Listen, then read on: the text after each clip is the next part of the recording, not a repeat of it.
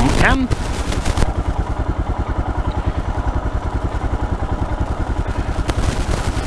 Dash cam. Good morning folks, how are we all doing? Yep, we're out on the Brian. Yeah, I bet you can guess where I started my day. Okay. Right, let's get going.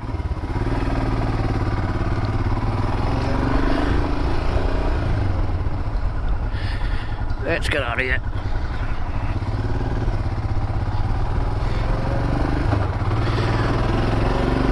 Right then. Good morning folks, how are we all doing? Today is the 1st of August. And I'm filming today because I'll be in work on the 4th. The 4th being significant because it's kind of technically Brian's 2nd birthday. The Brian, of course, being my Royal Enfield Himalayan. Now, it's not technically his birthday because I bought the Brian off M&P's because it was their ex-demo bike. So it was actually, Brian was actually registered, well, I know, 3 or 4 months beforehand. But it'll be 2 years on the 4th of August that I've owned the Brian. So it's kind of a 2-year review, if you like.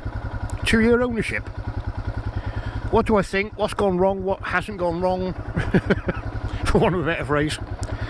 Am I still happy? Blah, blah, blah. All the usual rubbish. So I'll bring you along for to enjoy the ride, as it were. It's a nice day. So what's happened in 2 years? Well, quite a lot actually. If you've been following my channel, you will know that I bought the Brian for the purpose of travelling to or from work, which I do all the time. And I also use the Brian for some very mild off-roading, green laning. Excuse me. As soon as I start talking on the camera, it happens every time, the camera virus, as I call it. Anyway, yeah, as you will have seen, I've started to off-road on the Brian, doing the odd mild green lane. I'm learning as I go. And I say I've been using the Brian back before to work. I ride all year round in all weathers, even in, well, not so much snow because we haven't had any, but I have ridden on ice, which did involve a slight off. Not on camera, unfortunately. And I've had a few offs when I've been off-roading, as you'd expect. And Brian stood up to it all. I have made a few modifications to how he looked when I originally bought him, which I will go through in a wee bit. I'll do a little walk around and tell you about it.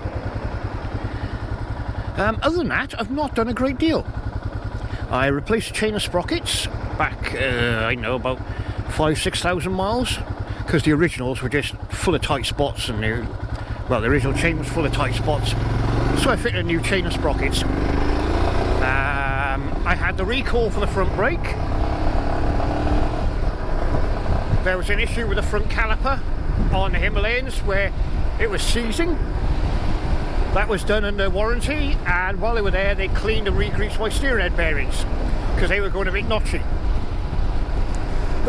Excuse me.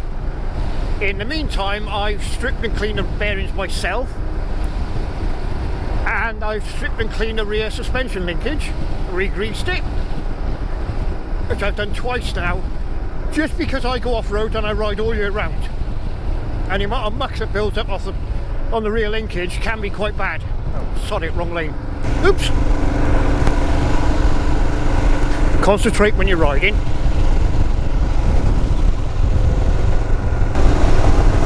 And in between, Brian's been serviced at regular intervals as required. Let's shut this visor. Might be slightly less windy. The only other job I've done is the EVAP removal. Now the EVAP system is an emissions canister which sits on the bash plate underneath the engine. There's a couple of tubes come off it. If you look it up on eBay, try YouTube. Basically, most people remove it in this country because it's more an American thing for emissions. It's basically just a big carbon canister, I believe it is, that sits on the sub guard or on the bash plate. Like, there's a couple of pipes come off it. The one you have to block off, the other one you have to you just leave basically hanging into fresh air. Remove the actual canister and it takes quite a chunk of weight off the bike. Not that it makes a whole lot of difference on a Himalayan, because Himalayans ain't light. And it doesn't make a great deal of difference to the running. It's just one of those things that gets done, so I did it. Lots of other mods you can do, but I haven't bothered. So what is the Brian? Well, he's a 2021 Euro 5 Royal Enfield Himalayan. 411cc single, air-cooled single, oil-cooled. Got an oil cooler on it. When they leave the factory, allegedly, let's say allegedly, he has 24.5 brake horsepower, don't forget the half, that is important, and 32 newton meters of torque, which in simple terms means it's not a quick bike. I'm sure some of the sportier 125s will actually out-accelerate him and definitely outrun him on top end. But I didn't buy him to go quick, I bought him to go travelling, as it were. The bike will do, I've heard figures of 70-80 miles an hour. Personally, I don't go over 60. Sometimes I might touch 70 downhill, but I say the average cruising speed on a Himalayan is 50 to 60. At least that's what I like to do. And as always, all my comments are based on my thoughts and opinions and my experiences. So I'm not saying I'm right or anything, just my own personal views. You may think otherwise. Right, what else we got? We got a 21-inch front wheel, 17-inch rear if I remember correctly.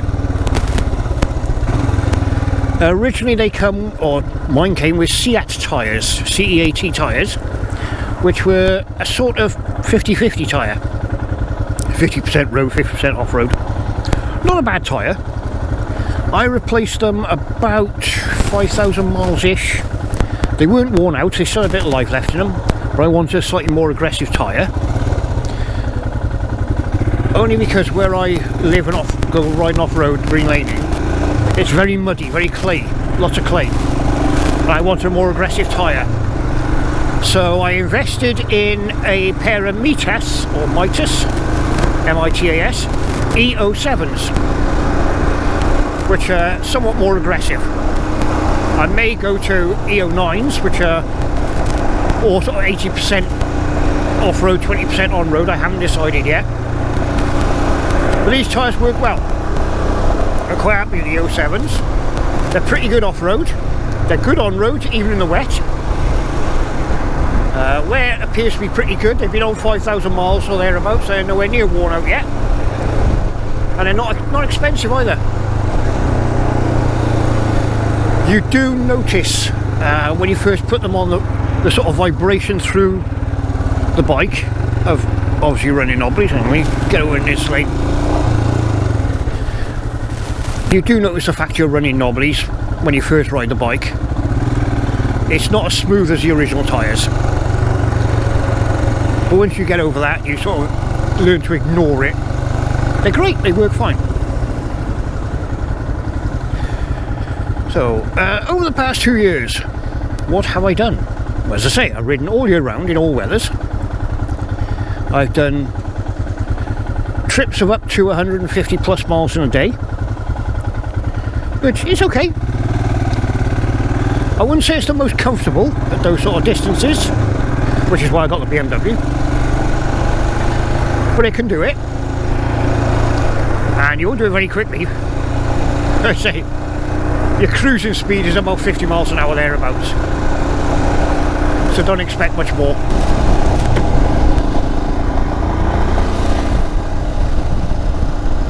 Come on. As you can see, the bike handles really well.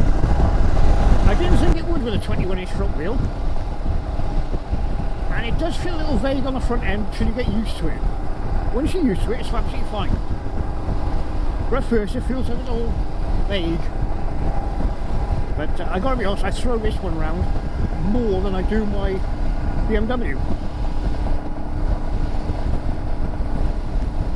I think I feel more confident on this bike than I do on the PM, to be honest, in all weathers. My confidence off-road is building, which I'm happy about. So yeah, Brian, as I call him, the Brian. For those of you who don't understand that, look at the magic roundabout, then you might understand what I'm on about. Yeah, good old Brian. He served me well for the past 2 years and 10,000 miles, and I'm not complaining.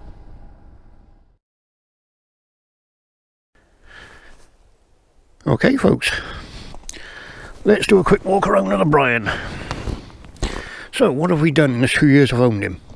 Well, apart from fitting a few stickers, replaced the original cross-braced Royal Enfield bars with standard handlebars so I could fit these handguards. Excuse me. Shorty levers. Fitted the sat-nav camera phone mount, whatever you want to call it. I removed the original metal panniers that came with it and the racking, which I have now subsequently sold off. I also removed the large plastic tailpiece there and moved the number plate up.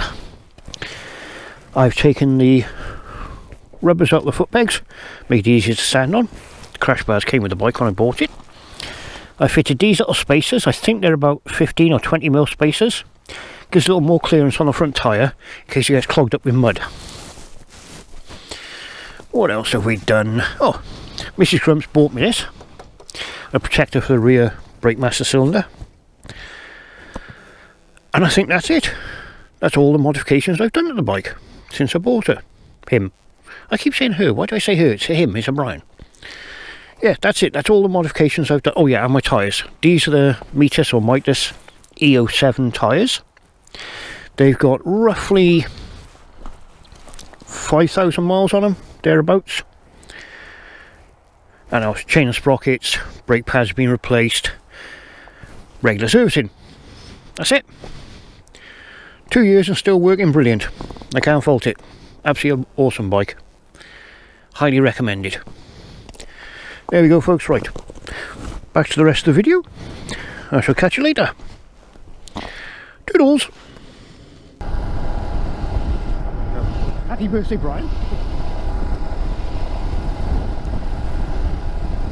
And that'll do for now. I think I've babbled enough. Probably about 20 minutes, half hour of me babbling away. Boring you to tears. So as always folks, I shall say, whatever you are doing, please be safe, ride safe and have fun. And of course, has become tradition on my channel, otherwise Mrs. Grumps does get very grumpy.